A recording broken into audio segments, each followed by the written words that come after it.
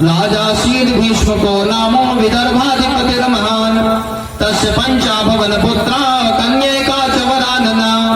विदर्भ देश के राजा थे महाराज भीष्मक जी। इनकी एक बेटी थी रुक्मिणी, जिसका जन्म समुद्र में कमल हुआ था और कमल में लक्ष्मी जी प्रकट हुई थी।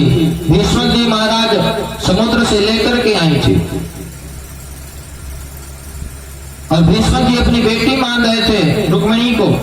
भीष्म जी के 5 बेटे थे, रुक्मी, रुक्मरथ, रुक्मबाहु, रुक्मकेशी और रुक्ममाली। 5 भाइयों के बीच में इकलौती बहन थी रुक्मिणी जी। एक दिन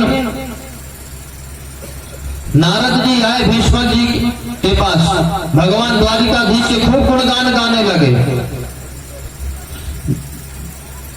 नारद जी इतने गुणगान गाए द्वारिकाधीश के कि भीष्म जी मन ही मन द्वारिकाधीश के नाम की माला जपने लगे और निर्णय ले लिए कि हम अपनी बेटी रुक्मिणी का विवाह द्वारिकाधीश के साथ करेंगे। इधर एक दिन भीष्म जी महाराज अपने 5 बेटों को इकट्ठा करके बैठाए और कहते हैं कि बेटा, अब हम तुम्हारी बहन सयानी हो चुकी, इसका विवाह करना चाहिए, उपयुक्त वर की खोज करो।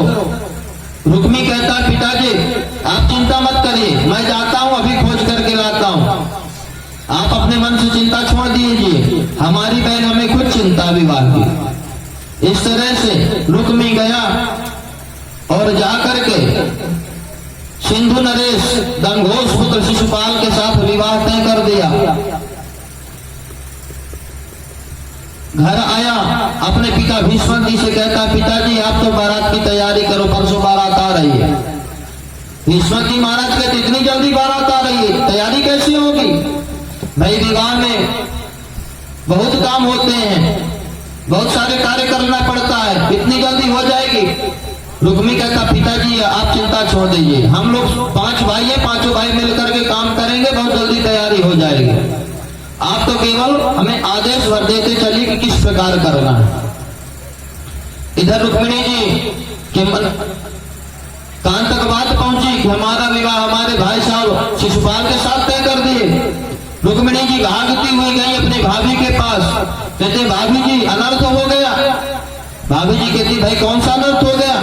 रुक्मिणी मैया कहती हैं कि भाभी जी हम अपने ही मन द्वारिकाधीश भगवान के गुणगान सुनते सुनते, उनकी कथा सुनते सुनते अपना मन भगवान द्वारिकाधीश के चरणों पर समर्पित कर दिए।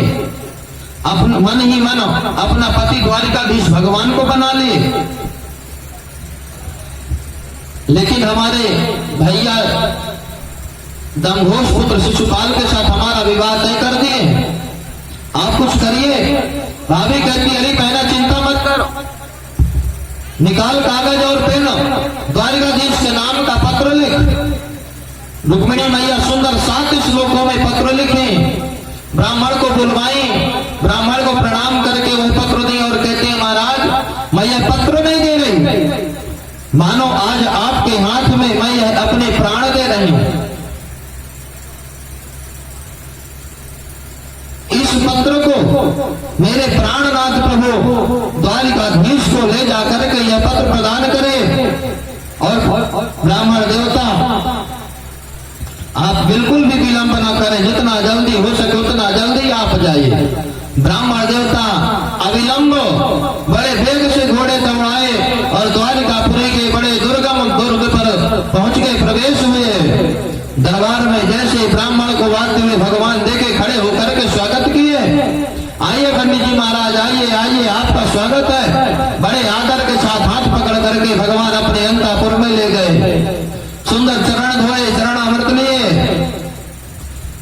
षोडशोपचार पूजन किए, सुंदर भोजन करवाए और कहते तम भुक्तवंतम विश्रांतम उपगम्य सताम गते, भोजन आदि करवाए, भोजन आदि से निवृत्त करके कहते ब्राह्मण देवता चल करके विश्राम करे।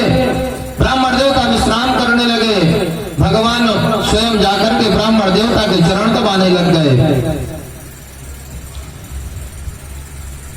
ब्राह्मण जब भी मिलते भगवान बहुत सेवा करते थे ब्राह्मणों की। अब चरण दबाते हुए भगवान पूछते हैं, अब बताइए ब्राह्मण देवता, इस दुर्गम दुर्ग में आपका आगमन किस कारण से हुआ। ब्राह्मण देवता कहते हैं कि महाराज मैं कुंडलपुर से आया हूँ, भीष्मक जी की बेटी देवी रुक्मिणी आपके नाम का पत्र भेजी है। भगवान के हाथ में पत्र दिए ब्राह्मण देवता और कहते हैं कि महाराज इस पत्र को जल्दी पढ़िए, समय बहुत कम है। भगवान कहते हैं पंडित जी इस पत्र को आप ही पढ़ करके हमें सुनाइए। पंडित जी कहते हैं कि महाराज ये आपका प्राइवेट पत्र, इसे आप ही पढ़ सकते हैं। भगवान कहते हैं ब्राह्मण देवता हमारे दरबार पर कोई बात प्राइवेट नहीं रहती, सब बात सरकारी रहती है, सबको पता रहती है। इस तरह से ब्राह्मण देवता पत्र पढ़ना प्रारंभ किए। रुक्मिणी जी उस पत्र में सबसे पहला श्लोक क्या लिखे थे कि श्रुत्वा गुणान भुवन सुंदर श्रणवतां ते निर्वेश्य कर्ण विवर धरतोंगतापं रूपं दृशां दृशिमतां अखिलार्थलाभं त्वय्यच्युता विशतचेतम पत्रपं मे। रुक्मिणी जी इस श्लोक में भगवान के दो संबोधन शब्द लगाए कि हे अच्युत भगवान, हे भुवन सुंदर भगवान, आप त्रिभुवन में सबसे सुंदर हैं। मैंने आपकी महिमा केवल अपने कानों से सुनी है प्रभु, आपकी महिमा केवल सुन सुन करके मेरा मन आपके स्वरूप में चिपक गया है। आपकी प्रशंसा सुनते सुनते महाराज मेरे हृदय में आपका पूरा स्वरूप अंकित हो गया है। मेरे हृदय में एक काल्पनिक आपका चित्र बन गया है प्रभु। मेरे कान आपके गुणानुवाद सुनते सुनते तृप्त हो गए हैं, लेकिन महाराज नेत्र अभी भी तरस रहे हैं आपके दर्शन के लिए। ना जाने मेरे इन नेत्रों को आपके दर्शन का लाभ कब प्राप्त होगा। कभी मेरा आमना सामना हुआ नहीं। रुक्मिणी जी पत्र में लिखती प्रभु मैंने आपका चित्र अपने हृदय में बना लिया है और आपको अपना जीवन धन मान लिया, अपने आपको पति के रूप में मान लिया मैंने। लेकिन महाराज दुर्भाग्य से मेरी बारात परसों आ रही है और कहीं ऐसा ना हो कि एक गीदड़ एक शेर के भाग को उठा करके ले जाए। इसलिए महाराज मैं आपको सावधान कर रही हूँ कि आइए और वीरता पूर्वक मुझे यहाँ से उठा करके ले जाइए। लेकिन महाराज एक शर्त है, आप आइए मुझे यहाँ से लेकर के जाइए, लेकिन महाराज मेरे भाइयों का वध करके नहीं, मेरे सगे संबंधियों को मार करके नहीं।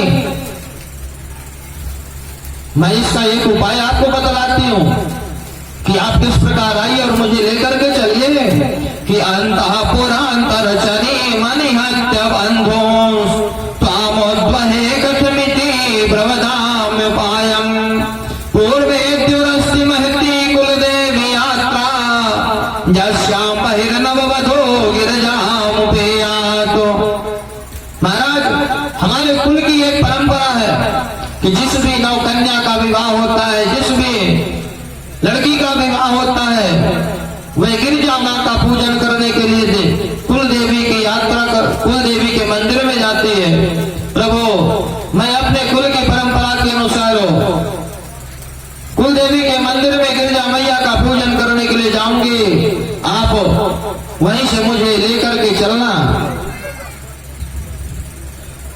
और इस तरह से पंडित जी महाराज पत्र की लिखी सारी बात श्रवण करवाए। भगवान मुस्कुराते हुए बोले पंडित जी चलिए। भगवान पंडित जी का हाथ पकड़े और बड़े वेग से चल दिए, रथ में बैठे और सीधे घोड़े पर चाबुक लगाए। घोड़े बड़े तेज से दौड़ते हुए निकल गए। इधर से दाऊ जी महाराज आ रहे थे, पुकारे करे कन्हैया रुको रुको, कन्हैया कहाँ जा रहे हो। भगवान कहे को सुने। भगवान के मन में तो दूसरी बात चल रही। दाऊ भैया आए, द्वारिका में प्रवेश हुए और पूछते हैं अरे भैया सैनिक को ये बताओ तो कन्हैया कहाँ गया। सैनिक कहते महाराज हमें कोई कुछ भी पता नहीं, कहाँ गए कहाँ नहीं गए। कहते कोई आया था। सैनिक कहते जी भैया एक ब्राह्मण देवता आए थे, बता रहे थे कुंडलपुर से आए। दाऊ भैया समझ गए।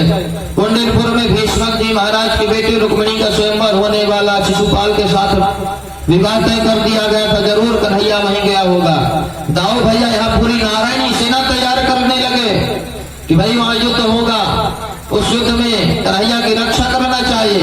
पूरे नारायणी सेना तैयार करने लगे। इधर भगवान बड़े तेजी के साथ रथ को दौड़ाए। उधर बारात आ गई। कुंडलपुर में बारात पहुंच गए। कोई सैनिक देख लिए कि द्वारिकाधीश आए हुए हैं। शिशुपाल को शंका हो गई। शिशुपाल अपने सैनिकों को भेज दिया कि जाओ रुक्मिणी की रक्षा करो। रुक्मी को पता चला, रुक्मी भी सैनिक भेज दिया रुक्मिणी की रक्षा के लिए। इधर भीष्म जी महाराज रुक्मी के सहित आए, सुंदर अबीर लगा करके, माला पहना करके, हार पहना करके, चरण धो करके समस्त बारातियों का स्वागत करने लगे। इधर रुक्मिणी मैया के साथ हजारों सैनिक तैयार हो गए। रुक्मिणी मैया सैनिक सखियों के साथ कुल देवी के मंदिर जाने की यात्रा करने लगी। हाथ में सुंदर पुष्पों की थाली दीपक जलाए हुए रुक्मिणी मैया जा रही थी और मन में विचार कर रही थी कि ना जाने इतने सैनिक हो गए, मैं पत्र में सैनिक होने की बात लिखी नहीं थी, कैसे आएंगे इतने सैनिकों के बीच में, कैसे मुझे लेकर के जाएंगे, अब तो खून खराबा निश्चित होगा। इस तरह से रुक्मिणी मैया कुलदेवी के मंदिर की ओर जा रही थे। कुलदेवी के मंदिर में पहुंची, सुंदर स्नान करवाए, देवी जी के स्नान करवाए, चंदन लगाए, फूल माला पहनाई, पूजन करने लगी कि हे मैया, मैंने आज तक जीवन भर पूजन की, आज तक कोई वरदान नहीं मांगी, लेकिन आज एक वरदान मांगना चाहती हूँ मैया। नमस्ते काम्बिके भीषणम सुसंतानयुताम शिवाम भूयात्पतिर्मे भगवान कृष्ण सदनुमोदताम। हे मैया, मैं आज वरदान मांगती हूँ कि मुझे पति के रूप में भगवान कृष्ण प्राप्त हो। मैया, मुझे सारे जीवन की पूजा का फल आज दे दीजिए। आज तक मैंने अपने जीवन में कुछ भी वरदान नहीं मांगा, केवल आज मांग रही हूं। इस तरह से सिर झुका करके रुक्मिणी मैया गिरिजा मैया से प्रार्थना कर रही थी। गिरिजा मैया के हाथ से एक फूल गिरा, रुक्मिणी मैया के हाथ में आ गया। आज गिरिजा मैया रुक्मिणी मैया को आशीर्वाद देती है कि मनो जाहि राजे हो मिलहि सोबर, सहज सुंदर सांवरो, करुणा निधान सुजान शील सने